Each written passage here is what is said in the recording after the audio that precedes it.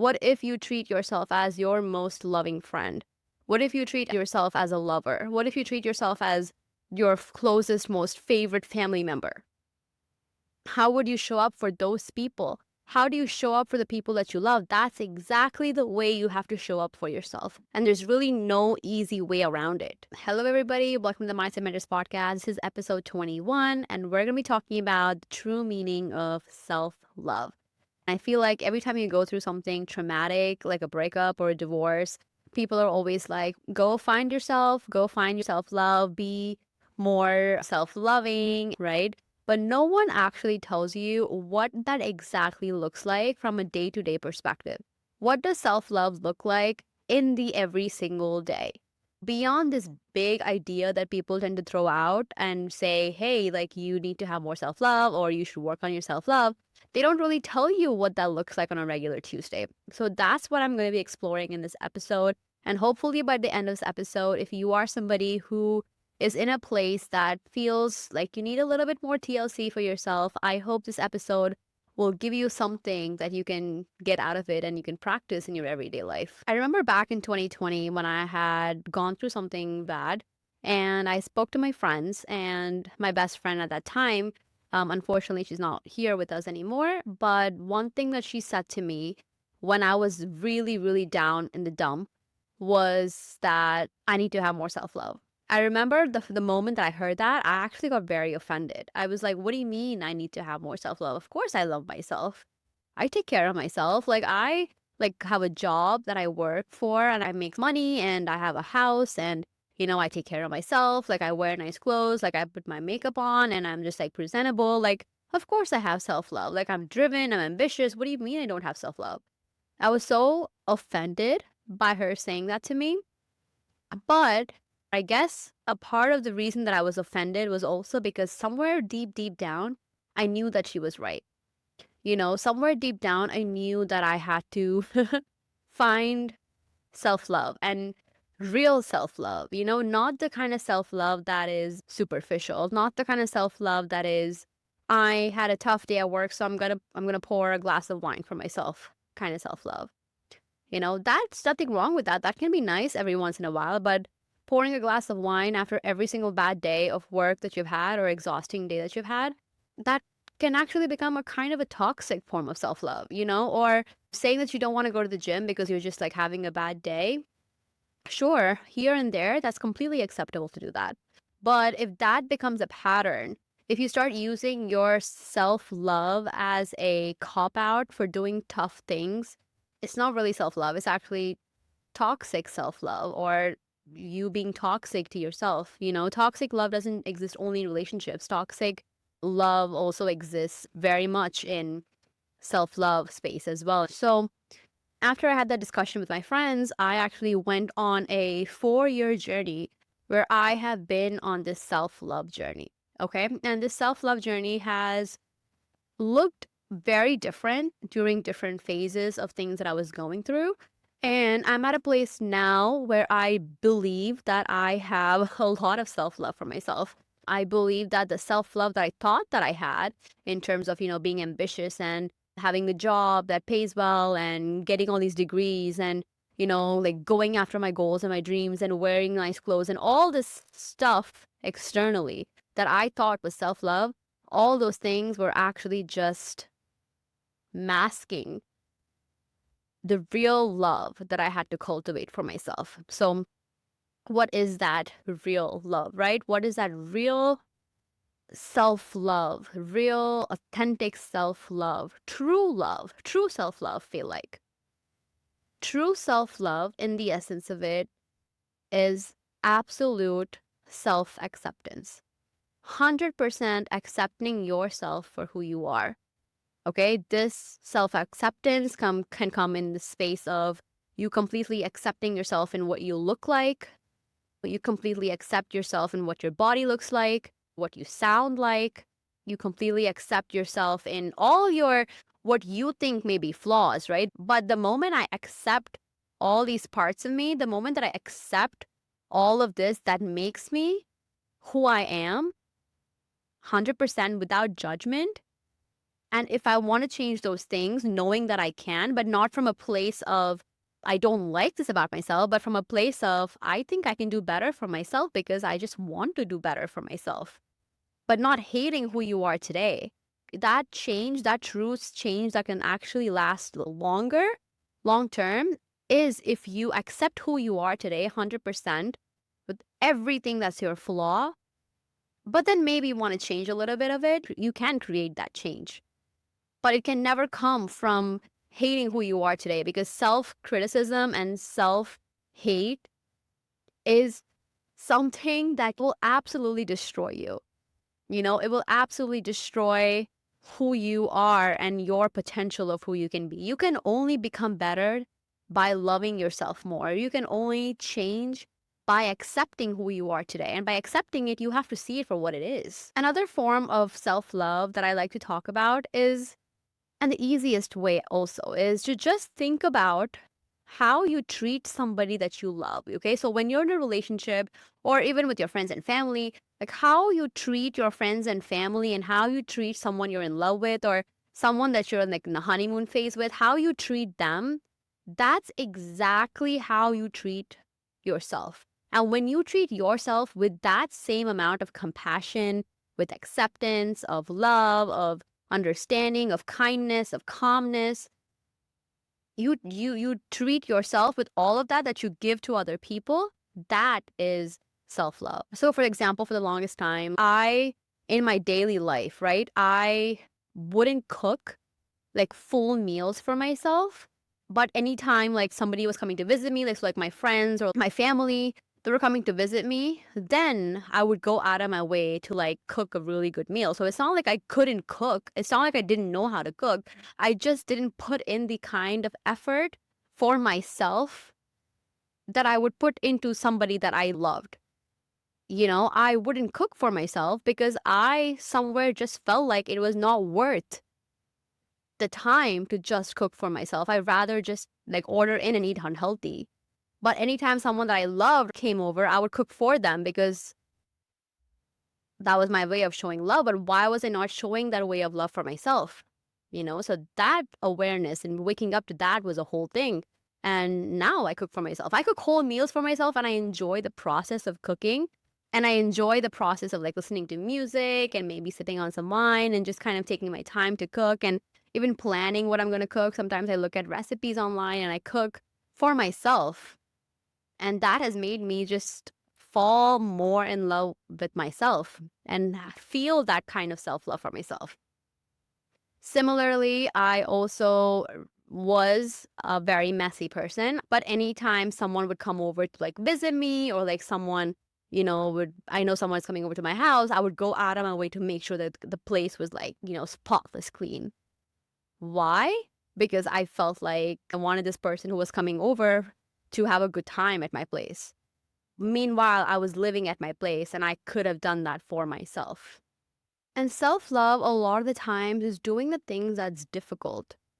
Okay. It's not always doing the easy thing, it's not always choosing the easy path. Yes, there will be a lot of times in life where doing the easy thing is the right choice for you.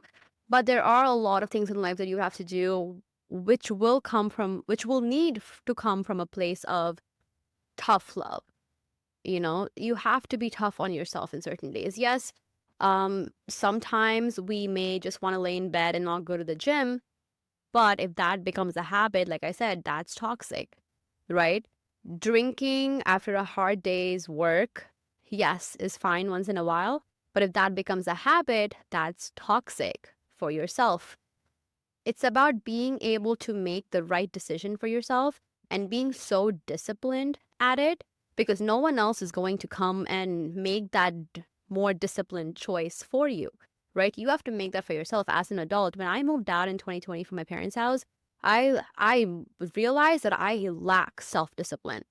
Okay. When I was at home, I was always with my parents. So I was always kind of being watched in a way where I had to be in my best behavior, not in an evil, like toxic way, but you just naturally are in a better mood. You're just naturally doing the right thing because you are around other people and you are going to be judged. But when you are living by yourself, you move out, you are 100% responsible for your life. And this is where self-discipline becomes one of the key necessities of truly experiencing self-love.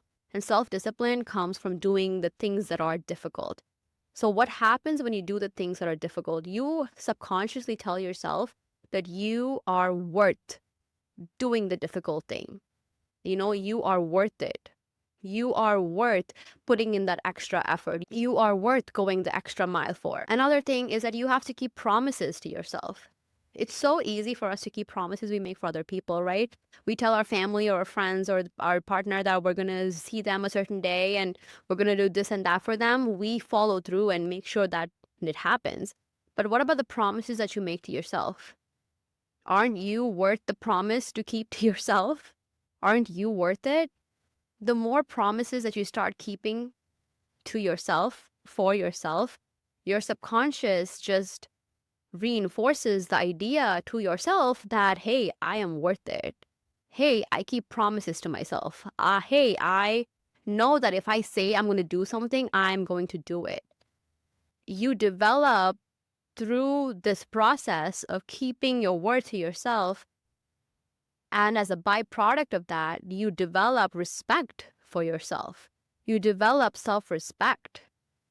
And self-respect, as I always said on this podcast, is and should be your highest, topmost priority. If you don't even respect yourself, if you don't even think you're worth it to cook for every day, if you don't even think you're worth to keep promises to, why would anybody else do that for you? And as an ex-people pleaser, I was always giving to other people. I was always making sure everybody else was okay. And as I was doing that, I actually became the pushover. I couldn't stand up for myself and say, hey, this is wrong. I don't want it. Why? Because I didn't even believe that about myself. It took 4 years. And I feel like this is something that we have to continue working on. And I probably will be working on for the rest of my life. And there'll be new lessons to learn throughout this journey of self-love. But what I have learned in the last 4 years is that I, and only I, am responsible for how I show up in the world. And as a result of that, how people treat me is all a reflection of who I believe I am to be. And is all a reflection of how I take care of myself. Okay, so self-love actually has multiple different bifurcations of what it is, although self-love is in the center of it. Self-love is also self-care, it's self-discipline, it's self-respect, it's keeping your promises to yourself, it's standing up for yourself, it's speaking up for yourself, it's saying no when you want to say no, it's having boundaries, And the thing about boundaries is that people think that boundaries are for other people, but boundaries are actually for yourself. Boundaries are things that you have a mental, a standard in your mind that if someone oversteps that boundary, you act in a way that you leave or you tell that person they did wrong. I say give people maybe 2 chances to tell them that they did something wrong or they stepped over a boundary, but the third one is on you to leave, and you must leave. And what happens when you leave or when you walk away when people disrespect you is you get more self-respect for yourself, and is the most self-loving thing that you could do. If you haven't watched it, watch the episode where I talk about 8 types of people you should stay away from. And I stress so much in that episode how important it is to have that ability to walk away from people that are not serving you in a positive way, and how you have to put your self-respect at your highest priority. I will link it at the end of this video. But self-respect, although self-love is in the center of it, self-respect and self-discipline and self-care, it all feeds into how much self-love you can feel every single day. In the beginning of the episode, yes, we spoke about accepting how you are and fully in yourself. Self-acceptance is also about being kinder to yourself. It's being compassionate to yourself. Yes, we talked about tough love and, doing the tough thing when you need to, but it's also being kind and okay when you don't meet certain goals, kind of like how you would with a friend, right? Let's say you met a friend or you have a friend in your life who said, hey, I did poorly on this exam. I wanted to get 90%, but I got 75. What is going to be your initial reaction to that person? You're going to say, that's okay, dude. You'll do better next time. Don't worry about it. You'll be comforting to that person, you'll be kind, you'll be loving, you'll be uplifting. But for some reason, when it comes to ourselves, we are more critical. We would be more critical of ourselves in that situation, right? But why? What if you treat yourself as your most loving friend? What if you treat yourself as a lover? What if you treat yourself as your closest, most favorite family member? How would you show up for those people? How do you show up for the people that you love? That's exactly the way you have to show up for yourself. And there's really no easy way around it. The more you show up for yourself with discipline in your life, the more respect you will generate for yourself. And as a result of that, you will have more gratitude as well for yourself and just power within you that you know that no matter what happens, that you are going to be okay in this life. And that kind of power, once you feel it, where you are truly in one with yourself, regardless of what external validation you may get or not get, or who's in your life or not in your life, you knowing that no matter what happens, you are going to be okay. That feeling of empowerment can only be achieved when you are fully living with self-love, which can only come from self-respect, self-care, self-discipline, and complete full self-acceptance. Self-love is self-acceptance. The good, bad, the ugly, and especially the bad and the ugly. Of course, it's easy for us to love the good parts of us, but the bad parts of us, the yucky parts of us, the parts that we want to change, that we don't like, we hate, accepting those parts of us. And then if you want to change as a result of wanting to be better rather than the intention of, I don't like who I am. You see, they're very different energies, right? You wanting to change because you hate who you are is a very different energy versus you want to change because you just want to do better. Those are very different mindsets. And let me tell you, the latter mindset is going to give you a better outcome because it's coming from a place that's more abundance filled and more from a healthier, purer place than I don't want to be here and I'm ugly and I don't like these ugly parts of myself space. So with that is the conclusion of episode 21 of the Mindset Mentress podcast. If you haven't done so already, please subscribe, like the video, comment on the video, tell me what ways that you practice self-love in your everyday life and what self-love means to you. And if you want to follow me on my socials, all of that information is in the description. I also host group trips for people who want to travel together, explore the world together, and become more connected with each other spiritually and culturally. So if you want to join my trip to Peru in May of 2025, that is also linked in the description. And thank you so much, guys. And I will see you next week with another fun episode.